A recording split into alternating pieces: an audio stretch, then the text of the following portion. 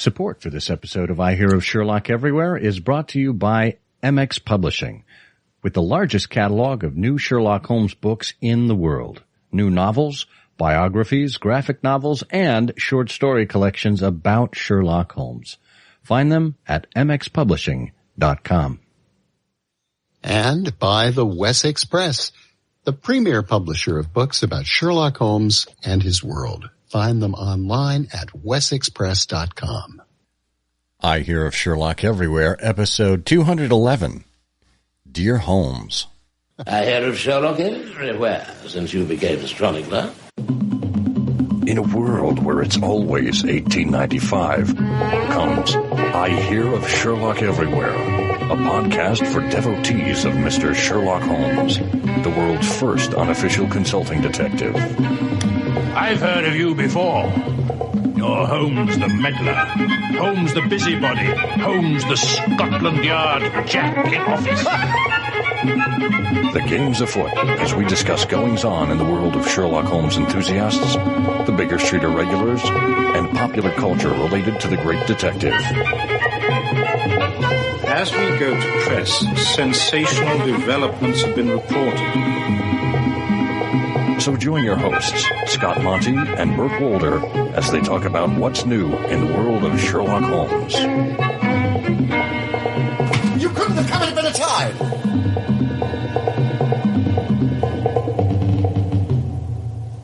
Well, hello there, and welcome once again to I Hear of Sherlock Everywhere, the first podcast for Sherlock Holmes devotees where it's always 1895. I'm Scott Monty. I'm Burt Wolder. And Burt, how are you this fine last day of February when we are coming to our listeners 2 days early? I'm ahead of myself, actually. I passed myself in the hall on the way to get to my microphone, and I didn't have a good excuse for why I was there. But, you know, it's part of the eagerness and anticipation mixed that characterizes I Hear of Sherlock Everywhere. February is always a happy month here because we get to come to you 2 days earlier. Well, on non-leap years, that is. We publish our show here, the 15th and the 30th of every month. Of course, it's on the 28th of February. And we enjoy interviewing interesting people in the world of Sherlock Holmes. And that's exactly what we're going to do today with Rich Ryan. So stay tuned for that in just a moment. Before we do that, we just want to do a little housekeeping, reminding you that this episode can be found at ihost.co/ihost211. All lowercase. That'll bring you directly to the show notes on ihearofsherlock.com. You can find us on all social media as at I Hear of Sherlock. Leave us comments, give us feedback, promote the show, whatever you like to do. We like to build the community around your conversations. And if there are interesting people or interesting things that you think we should be covering and interviewing, then let us know. And you can certainly reach us via email as well. We are comment at ihearofsherlock.com.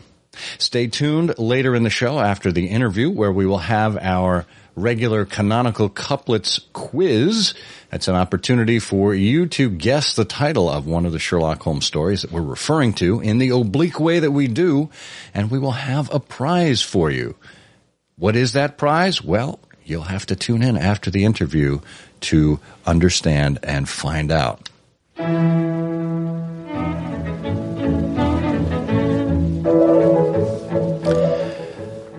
A lifelong Sherlockian, Richard Ryan is the author of The Vatican Cameos, a Sherlock Holmes adventure, and A Stone of Destiny, a Sherlock Holmes adventure, The Druid of Death, The Merchant of Venice, and Through a Glass Starkly, all by Rich Ryan. He's currently at work on his 6th Holmes novel, Three May Keep a Secret.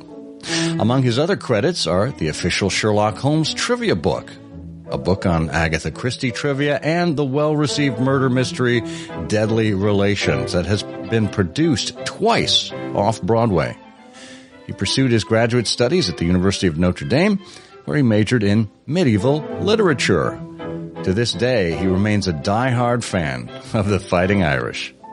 An avid reader, Rich grew up devouring the mysteries of John Dixon Carr and Agatha Christie and others of that ilk. He's been involved with newspapers and magazines for nearly 40 years, and he spent the better part of the last 3 decades working for the Staten Island Advance in a variety of editorial capacities. He retired in July of 2017, and during the years at the Advance, he penned 2 nationally syndicated columns, and his work has appeared in papers all across America. He's also involved as an editor in the Dear Holmes project, and we're going to talk with him about that as well as many of his other books. Rich, welcome to I Hear of Sherlock Everywhere. Thank you. Thanks for having me. Well, you have a whole lifetime of an interest in mystery and Sherlock Holmes. Where did you first get acquainted with Sherlock Holmes? I actually came to Holmes a little bit later. I came to Holmes when I was a graduate student at Notre Dame. One of my fellow grad students was walking down the hall with this big, thick book, and I'm thinking, whatever course that's for, I don't want to take. And I asked him what the book was, and he said it was The Complete Adventures of Sherlock Holmes. And I asked him if I could borrow it. And I borrowed it for about 4 days, and he wanted it back, so I immediately went over to the bookstore and got my own copy. And so it's been about 40 years that we've been together. And how did you find yourself kind of hopping from one story to another? Did you follow a particular cadence? Did you jump in all at once? Did you enjoy certain collections of the stories over the others? I always liked the ones with the great villains. I liked the Charles Augustus Milverton story, obviously the Moriarty stories, the Culverton Smith. The great villains are what make the Holmes stories so wonderful for me. And when, Rich, did you discover there were other people who also were big fans of Sherlock Holmes? Oh, I think I always knew that, but I didn't act and try and, communicate with them until much later. I knew they were out there. I was acquainted years ago with Otto Penzler when he had the mysterious bookshop Uptown. And, but I didn't realize how much or how rich and how deep the world of Sherlockiana is. Mm. So what was your other readings? It sounds like since you knew Otto when he was up at 57th Street that you're a lifelong mystery fan. Is that so? I loved John Dixon Carr when I was a kid. I was especially fond of, he had, a series of detectives. He had Sir Henry Merivale. He had Dr. Gideon Fell. And my absolute favorite, he didn't do too many books, but was a Frenchman named Henri Bencolin, who worked, for the Sûreté and had come to London. And Bencolin was terrific. He always made him sound a little bit like Mephistopheles, with his smoking a cigar and his mustache. And he was a character I really admired. So are you connected to any other fan groups? I mean, there's, I don't know if there is a Dixon Carr Society, but there's a Nero Wolfe Society, certainly. No, I'm collected to several Sherlock Holmes scions, but I can't spread myself too thin. Good. No. Well, you've got your priorities in the right order. So, Rich, when did you start writing mystery-related stories? Was it Sherlock Holmes that set you off, or did you work in another genre first? I had a mystery that I started maybe 30 years ago, and it was going to be a kind of a Jack the Ripper tale. And much to my wife's chagrin, I never finished it. I got 115 pages in. I have no idea where it is now, and I never finished it. But I said to myself at some point, I'm going to write and I'm going to finish a book. And I didn't start the Vatican Cameos until I was like 63. And it took about 18 months, but I got it done. 9 of the months were spent on research for that. Wow. And what kind of research? What kind of research did you do? Well, I had to do a lot of research into the history of the Borgias, into the history of the art, because art plays a big role in the Vatican Cameos. And, the creation of Sistine Chapel, the life of Michelangelo, the life of Leonardo da Vinci, both of whom figure prominently. And it was there's time, and then I'm meticulous with my research, so I'm always Googling things like how fast can a horse go. I want to know how far can a horse travel in 2 hours. I recently edited a novel where they had Holmes get from Montpellier, France, to Paris in about an hour, and I said, no, that won't work. And I went back and I figured out the timetable. It would have taken about 13 and a half hours. Oh, interesting. So I always check facts. Now, does that kind of dovetail with your studies at Notre Dame in medieval literature? I mean, it seems to me there's kind of a confluence of interests there. There is, and the medieval aspect always seems to work itself into my work. In The Druid of Death, obviously the whole settling of Great Britain in the prehistoric period with the Stonehenge, and that eventually works its way into the monasteries of the Middle Ages, and then in Through a Glass Stalkley, the Beowulf manuscript is imperiled, and Holmes, there's only one copy. It survives in the Noel Codex. And Holmes is, tasked with, among other things, locating that which has been pilfered from the British Library. And something similar is going on in Three May Keep a Secret with an artifact called the Merode Cup, which is a one-of-a-kind artifact in the, then it was the South Kensington Museum. Now it's the Victoria and Albert Museum. That's fascinating. Now, so where do you get your ideas for your books?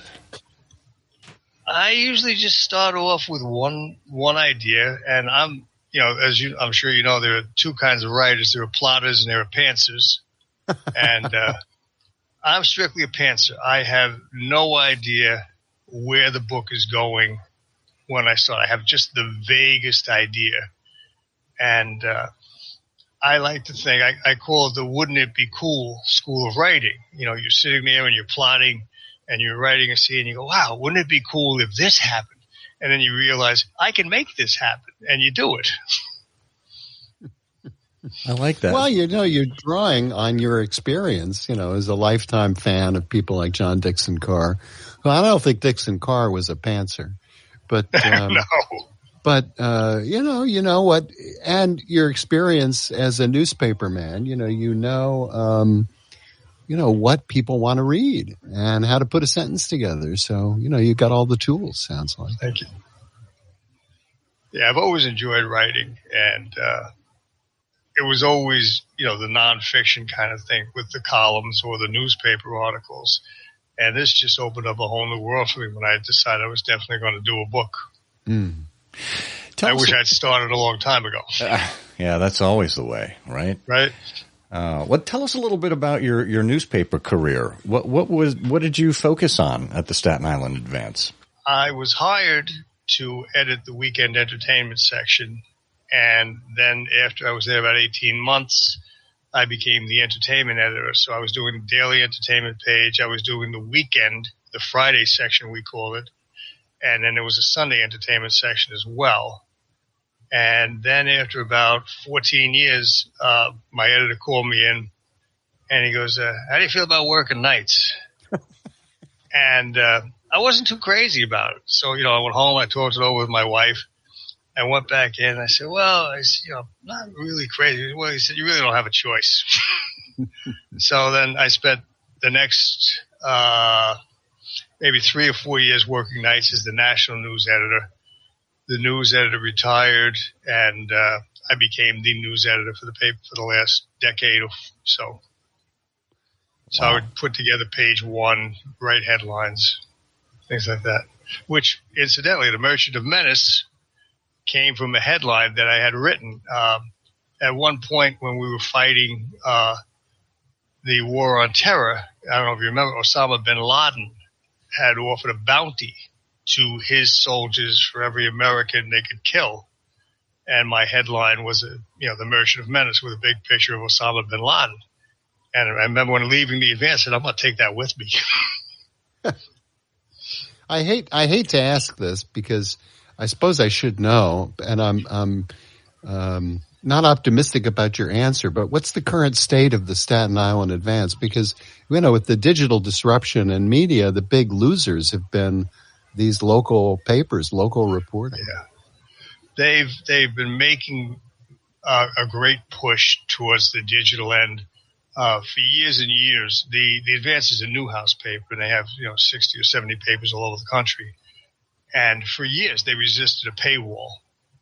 And they've just recently put one in, very much on a model of other papers, where you have, I believe it's 4 free articles. And then if you want to read that 5th article, then you have to pay and subscribe. So I know subscription has dwindled considerably. It was just about 100,000 on Sunday when I started, and 80,000 during the week. And when I left, it was significantly less. Bert, we should think about establishing a paywall at I Hear of Sherlock Everywhere, although I don't even know if we could get up to the 4, let alone the 5th. So, well, we will be back after this quick word from our sponsor to talk more with Rich Ryan. Stay tuned.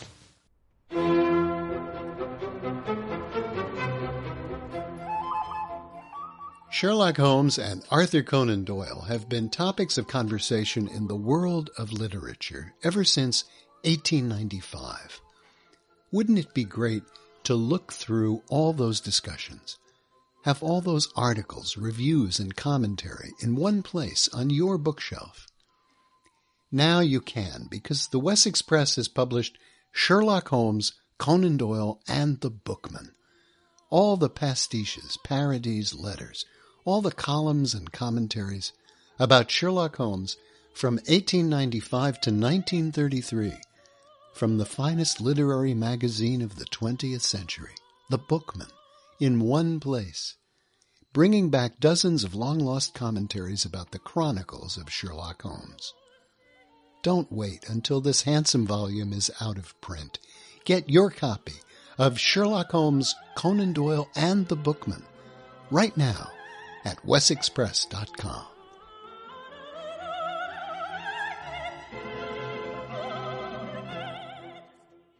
Okay, we're back talking with Rich Ryan, and we are exploring his multiple avenues of authorship and editorship, and there's a lot more to come. So this should be a good conversation. Rich, you mentioned the Merchant of Venice, the Vatican cameos. What's your cadence for putting out books? How long does it take you to author one, and how often do you actually come out with new titles? I've been fortunate in the sense that once I got through the Vatican cameos, which was the most research intensive, I've been able to do about one a year. I don't want to push it beyond that because, again, there are so many Sherlockian books coming out that you want to take the time, you want to do a really good job on it because you're up against some very stiff competition, and you've got to bring a quality product to market. And when you conceive of a book, you mentioned that you're a pantser, but you've read the canon, you read other authors.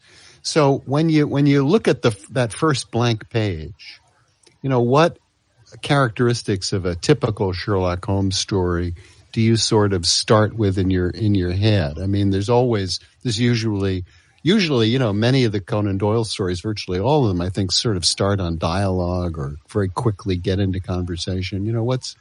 How do you prep for starting a book? I don't. Well, you really are a pantser. Yes, I really wish that I start off with just the vaguest idea.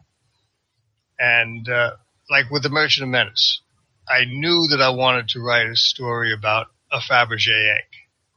And I knew that I wanted to have Holmes involved. And that's as far as I got. That's, then I sat down and I began to type and I said, okay, now we can go here. Now we're going to go there. And I think this could happen. So I really don't plan. I wish I could, because I have a friend he has those oversized index cards. They're about almost the size of a sheet of loose leaf. And he plots out everything. Chapter 1, he fills the card both sides. And then chapter 2, and he fills the card both sides. I wish I was that organized, that disciplined. But I'm not. Do you have anyone with whom you share your ideas or bounce your ideas off of to kind of help steer the direction, or are you a complete loner when it comes to this? I'm pretty much a complete loner. I had a friend who was a very successful Broadway playwright, and he said to me, and I always remember this, that once you tell someone what you're doing, he said it's over. He goes, because they're going to tell you how wonderful it is, and you're going to be happy with that, and it's never going to be as good as it could have been if you hadn't told them. And he was talented man. Jack Zeman, his name was. So, in addition to your writing, and we'll get to kind of what you're working on next in a little bit, but in addition to that, you're involved with a really interesting project. There is a website that popped up a couple of years ago, maybe 3-4 years ago, called Letters of Note. And they partnered with MX Publishing, one of our sponsors here, to do a program called Dear Holmes. This is ostensibly well, you know what, Bert, you are a regular recipient of Dear Holmes. I'd like you to pick it up and kind of describe from a user standpoint what it is, and then we can talk to Rich about his involvement. Well, for Christmas, my daughter Jen gave me made me a recipient of Dear Holmes, which I thought was just a great present, because I'd heard about it, but I hadn't experienced it. And what happens is, over the course of 4 or 5 weeks, you will receive a weekly communique that puts you into a Sherlock Holmes adventure. And in some cases, you receive a copy of a note that Sherlock Holmes received. In some cases, you receive a note from Sherlock Holmes to a client or a prospective client. And so over the course of a couple of weeks, you have an opportunity, letter by letter, to ask yourself what's going on here, and what might the possible next, what might happen next. And this only started for me in January, so I've only been through really one case, and that took 5 letters. And at the end of it, you get the denouement. But but the lovely thing about it, we frequently remark, when you subscribe to the Baker Street Journal, you can look forward to getting 4 issues and a Christmas annual in the mail. The lovely part of it is, it does give you something to look forward to getting in the mail. You get that envelope, and off you go. So it's a lot of fun. Oh, that's great. So, Rich, tell us about your involvement with Dear Holmes. How did it come about?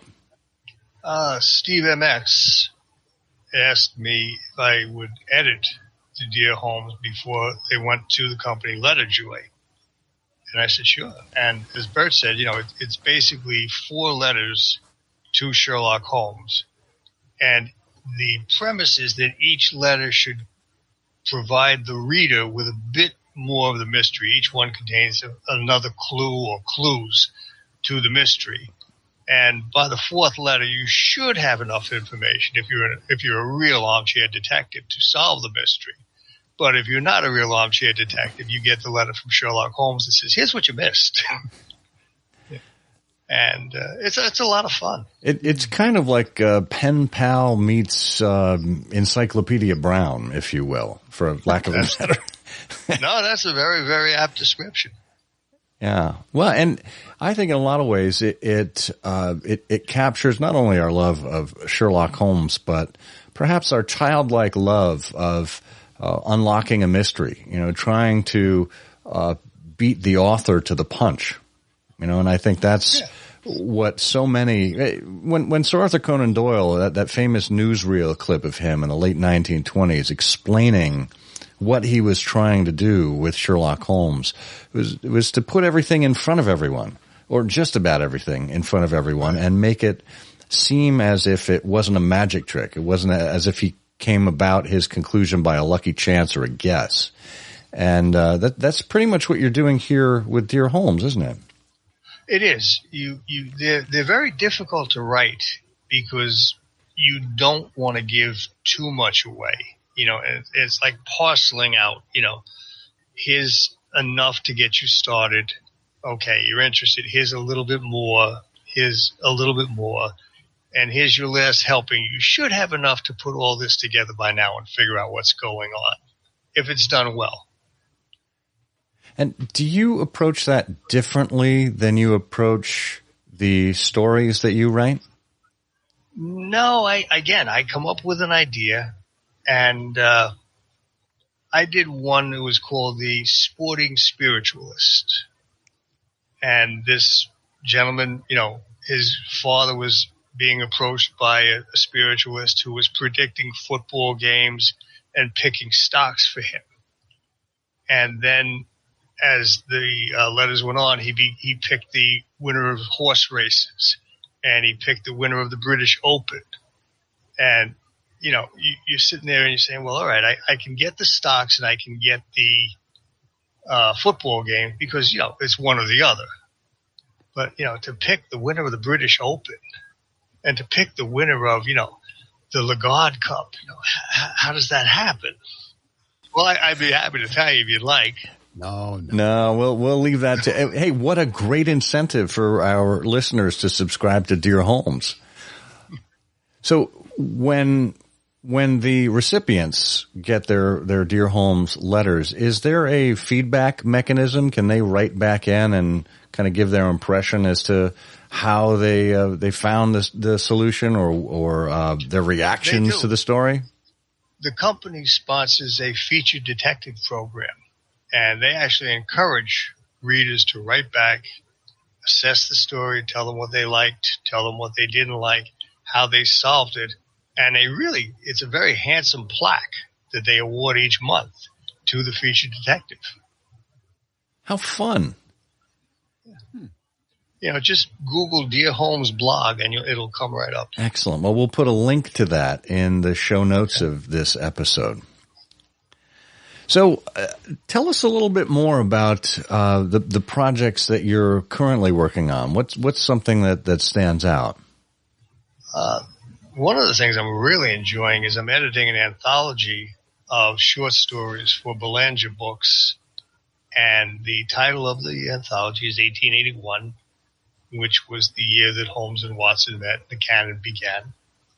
And the premise of the anthology and subsequent anthologies is to basically fill in the blanks of the canon, if you will. In 1881, we know that Holmes and Watson meet. We know they solve a study in Scarlet in March. And Watson makes reference to the resident patient occurring near the end of the year. Well, what were they doing the rest of the year? When the book comes out, you'll know. So there's one case for each month. And in this case, we're actually giving you Baker's Dozen. We're giving you 13 in the first book instead of 12. And we've got some nice people involved. David Markham's written a short story. Craig Janasek has written a short story. I've contributed a short story. So we've got some nice people involved working on it. How fun. How fun. Now, before we began the recording, we were just chatting and catching up, and you mentioned that you have 2 young grandchildren. I do. Talk a little bit about how that has inspired some of your work lately. Well, I'm really happy. One of the things that I think you want to do, or Sherlockians want to do, is share Sherlock. And my granddaughter at 2 is not going to listen to A Scandal in Bohemia as I read it. She might listen to it if Bert read it. I don't know. But, so I came up with the idea of doing what I call an alphabet book. And the name of the book is B is for Baker Street. And in parentheses, my first Sherlock Holmes book.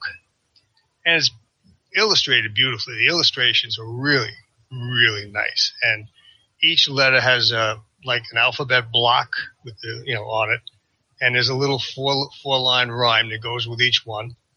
And, children 3, 4, 5, I think, can go through this.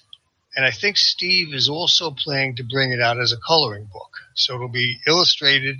If you want the colored version, you can. And if you want to get a coloring book and let your children, color in Sherlock Holmes and Dr. Watson, you can do that as well. How fun. Well, clever. Yeah, I had long thought about doing a book like that, but in the style of Edward Gorey and the Ghastly Crumb Tinies. Okay. I'm so glad that you're doing it, though, in a much more child-appropriate way. Yeah, it's something, that I hope they'll enjoy. Yeah. And, now, is that just in process right now? It's all done. Okay. The illustrations are all done. I'm hoping to see it within the next month or two. Okay. Now, did you do the illustrations too? No, if I did the illustrations, you'd be looking at 26 pages of stick men. Well, the dancing men, right? Yes, that's what you'd get. No, it was done by a young woman named Sophia Asbury, and she did a terrific job. The illustrations really are quite beautiful. Oh, great! Well, Watson and Holmes look to be about 4 or 5 years old, and Holmes is in the Deerstalker, and there's pictures of Mycroft, because the M is for Mycroft, and it's all there. The canon is there, and it was funny because one of the letters, it might be C. C is for color, and I managed to work in just about every color from each title in the canon: orange, silver, blue, red. They're all there. That's great.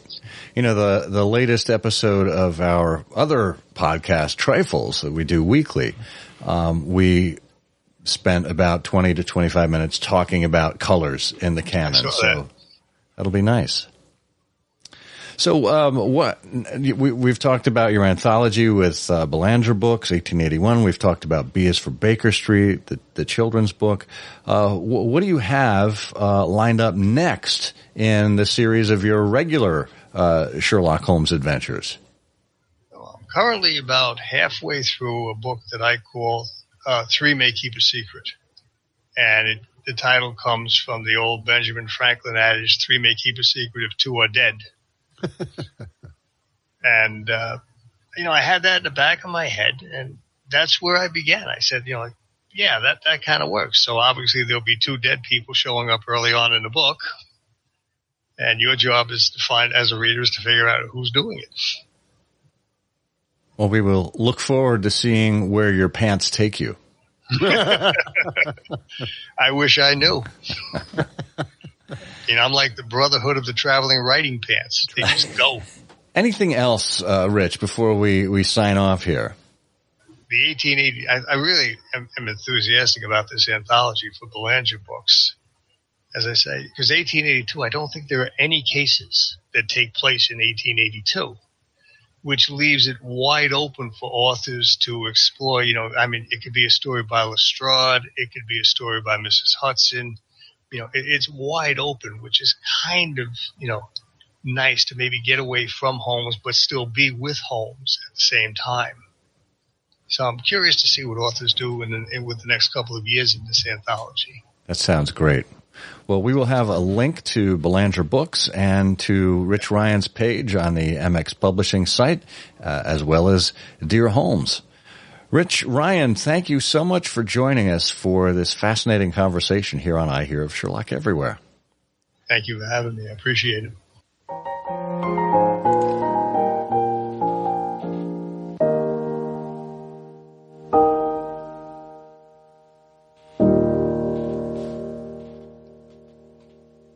Great conversation with Rich Ryan. It's interesting to hear his approach as a pantser, but it just shows you a couple of things. One is that, creativity and storytelling really can start anywhere, and everybody has sort of a different process. I remember the writer George Saunders, one of my favorite writers, once said he had an anecdote about one of his early experiences selling, I think maybe his first short story to the New Yorker. And he asked the person who bought it at the New Yorker, the editor, what he was looking for in a short story. And so Saunders is sitting there thinking that this is the fiction editor of the New Yorker, and he's about to get, the answer, the inside answer about how to structure and shape his fiction. And the editor said, well, I read the first sentence, and then I see if I want to read the next one. And then I read that one, and I see if I want to read the next one. And, that's really it. I mean, you've got to grab your readers and get them interested and have them ask, what comes next.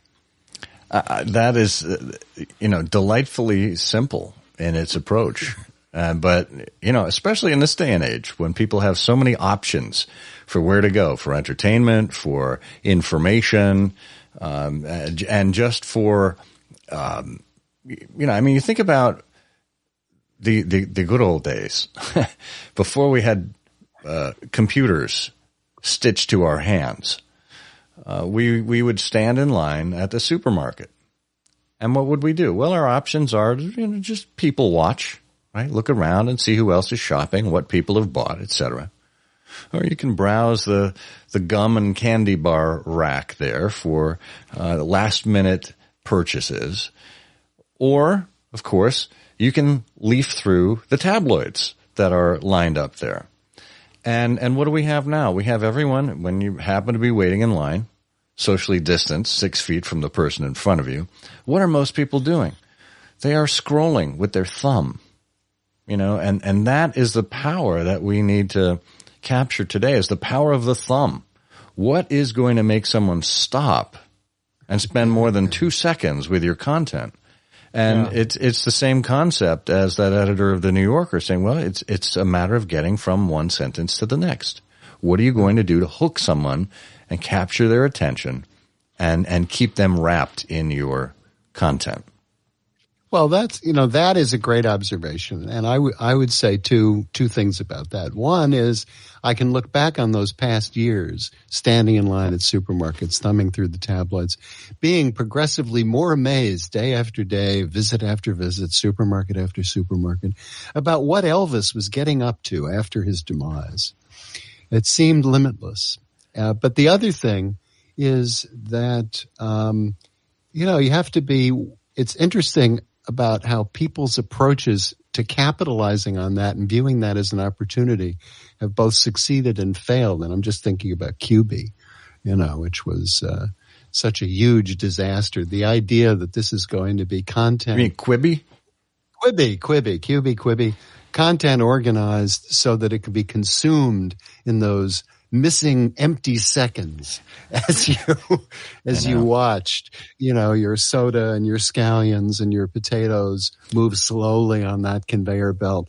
What can we do? Well, why don't we grab someone's attention and tell them a story? It just needs to be 4 seconds long. How hard can it be? Oh, I know. It's interesting because I think if anything, we see content that, let's say, zigs rather than zags, that moves in the opposite direction. Long form content, handwritten letters, right? Receiving letters like from dear Holmes.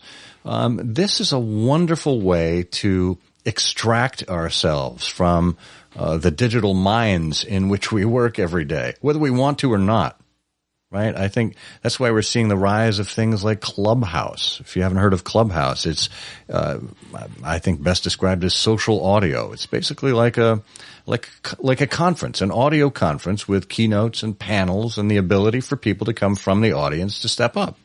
It's somewhat analogous to podcasts, but different because there's not the same level of quality. But the notion here with Clubhouse is that you're not requiring people to be on camera.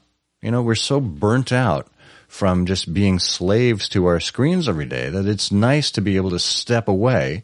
And certainly audio, as listeners of I Hear of Sherlock Everywhere know, audio is a way to step away from the screen, to multitask, right? You can do other things while you're listening, and to still feel like you're getting some kind of quality level of content.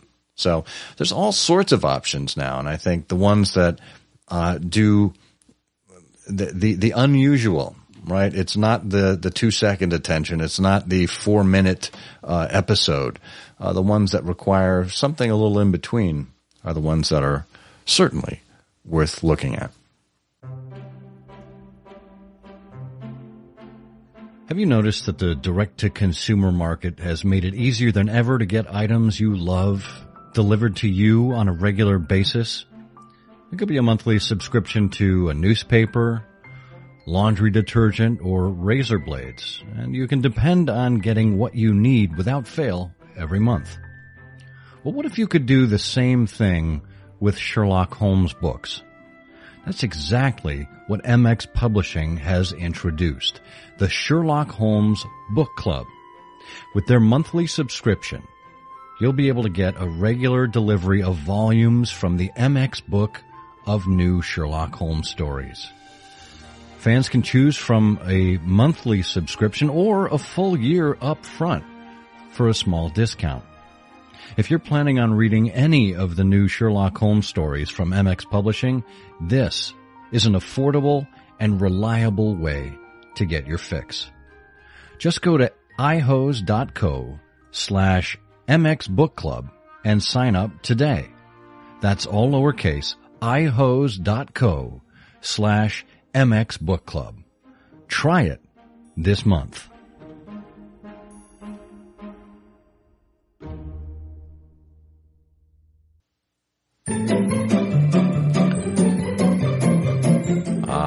That music can mean only one thing. There's a sale when you get off the elevator. No, it means that it is now time for everyone's favorite Sherlockian quiz show. That's right, it's Canonical Couplets, where we give you 2 lines of poetry and we ask you to identify the Sherlock Holmes story in question. Sometimes it isn't poetry, other times it's a convoluted title, but the whole idea here is to familiarize yourself with the titles in the Sherlock Holmes stories. The last time we were here, we gave you this clue. At 6 a.m. near Aldgate Station, Masons finding alarmed the nation.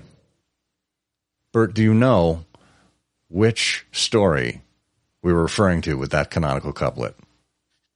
Oh, yes. That is one of my favorite obscure stories. That's the case of the mechanic that restored an automobile polish that could only be applied on cloudy days. That's the reappearance of Shady Chance's car wax. Yeah, I'm gonna take a pass on that one. Wow, that was really a reach. I have to commend you on that. Yeah. Well, our friend Eric Deckers also decided to reach, and he said, I've got it. It's the story about Holmes participating in a game show called For the Love of the Game Itself. It's the adventure of the lovely Partington gifts. No. What you and Eric seemed to miss there was the Bruce Partington plans. That's what we were looking for. Yes.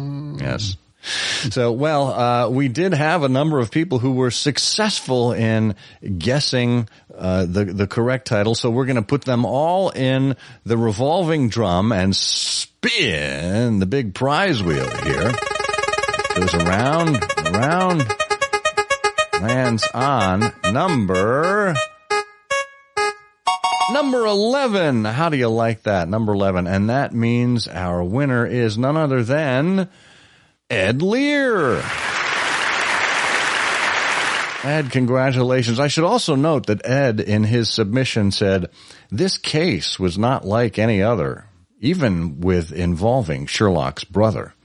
Spies, death, a train station, plans that could destroy a nation. The Bruce Partington plans was a real mother. We do appreciate a good limerick around these parts, Ed. So that is fantastic. We will put a prize in the mail to you. I think it was the copy of the 2020 Christmas Annual. So count yourself lucky among the recipients of the 2020 Christmas Annual, which was the unique Hamlet. And now, this time around, We have another fine prize, and it's, of course, as you would imagine, it is a book by Rich Ryan. And in this case, we're going to send you a copy of, well, we'll let you choose. How's that? We won't pick one of his 5 titles. We will let you choose which title you want when you win. And it is when you answer this canonical couplet. Begun with pleasant lassitude, from a bath and then a smoke, the flame-like woman finished with a packet 'neath her cloak. If you know the answer to this canonical couplet, address it to comment@ihearofsherlock.com with canonical couplet in the title. If you are among all of the correct answers and we choose your name at random, you will win this fine prize. Good luck. All right, Bert. My goodness, we've done it again. Hallelujah. Hallelujah. Well, we have another wonderful guest lined up to be with you here next time on, I guess it'll be March 15th, the Ides of March. Oh boy, don't forget your toga. That's getting pretty close to St. Patrick's Day. You know? It is. I have to roll out my annual Jack Benny Dennis Day impersonation. Oh, Dennis. No, I won't do that right now. Well, thank you for joining us here on I Hear of Sherlock Everywhere. Just a reminder, if you'd like to support the show, you can do so via PayPal or Patreon. Just find that orange button on our homepage and decide if you'd like to support what we do. It's for as little as $1 a month, but you can choose whatever level suits you. And if you tell people about the show, that helps make it better for everyone. The more people know about I Hear of Sherlock Everywhere, the better the show is. Now, in the meantime, I remain the marginally better Scott Monty. And I'm the marginally annotated Bert Wolder. And together, we say, the games of Of what? The games of foot. I'm afraid that in the pleasure of this conversation, I am neglecting business of importance, which awaits me elsewhere. Thank you for listening.